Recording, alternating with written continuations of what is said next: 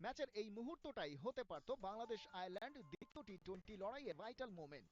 ছোটখাটো একটা ব্যাটিং বিপর্যয় তখন সামাল দিতে ব্যস্ত দুই আইরিশ ব্যাটার লোরকান টাকার আর জর্জ ডকরেল। সহজ একটা রান আউটের সুযোগ পেয়েছিলেন wicket keeper captain Liton Das, কিন্তু বেরিয়ে গেল হাত ফসকে আগেই। ডকরেল টাকারের এই জুটি পরে পথ দেখিয়েছে অতিথিদের। ফিনিশিং টাচটা ওদের মনের মতো না হলেও দলীয় রান ঠিকই নিয়ে যেতে পেরেছে 170-এর কোঠায়। প্রথমে ব্যাট করতে নেমে আইরিশদের ছিল ওই আগের দিনেরই পলিসি, মারো এবং মারো। চট্টগ্রামের 22 গজে তাই ঝড় ওঠে প্রথম থেকেই। টিম ট্র্যাক্টর কিংবা পল স্টার্লিং কাউকেই থামানো যাচ্ছিল না যেন।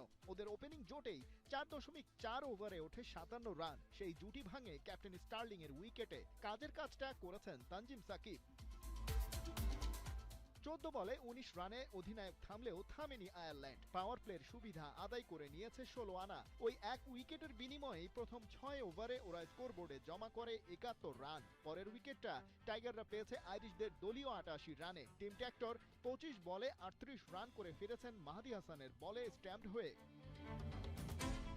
তার ভাই হ্যারি ট্র্যাক্টর অবশ্য এদিন খুব একটা সুবিধা করতে পারেননি। মাহদির বলেই ফিরেছেন 11 বলে 11 রানে। তবে হাল ধরেছেন লোরকান টাকার, তাকে ভালো সঙ্গ দিয়েছিলেন George Dockrell. Irish batting order যখন হঠাৎই স্লিপ করতে শুরু করে তখন রিকভারির কাজটা করেছে এই পার্টনারশিপ। তারা স্কোরবোর্ডে তুলেছে 44 বলে 56 রান।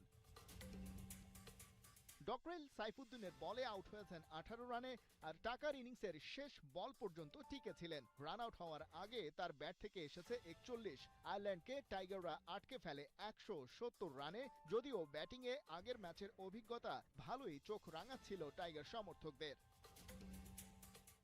যেখানে বাঘের ভয় সেখানেই যেন সন্ধ্যা নেমে আসতে শুরু করে, কারণ ব্যক্তিগত মাত্র 7 রানেই রান আউটে কাটা পড়েন ওপেনার তানজিদ তামিম। এবারে মঞ্চে হাজির নতুন নায়ক লিটন নিলেন অ্যাঙ্করের রোল, আর ক্যাপ্টেনের দেয়া আশ্বাসে বিশ্বাসে রানের ফোয়ারা ছোটালেন পারভেজ ইমন। দুজনে মিলে গড়লেন 43 বলে 60 রানের জুটি। ডিলানির বলে মিস টাইমিংয়ে ডকরেলের হাতে ক্যাচ তুলে দেওয়ার আগে ইমন মারলেন 5টা বাউন্ডারি ও জোড়া ওভার বাউন্ডারি। 153 স্ট্রাইক রেট, নামের পাশে 28 বলে 43 রান। ইমন ফিরলেও দলের আসল যোদ্ধা তখনও শুরুই করেননি খেল। ইনজুরির ধাক্কাটা সামলালেন লিটন দাস। তারপর একটানা শাসন শুরু করলেন আইরিশ বোলারদের। ক্যারিয়ারের 16 নম্বর 50ও পূরণ করলেন 34 বল খেলে। 57 রানে রিভিউ নিয়েও বাঁচতে পারেননি। এই যাত্রাপথে লিটন মেরেছেন 3টা করে বাউন্ডারি আর ওভার বাউন্ডারি।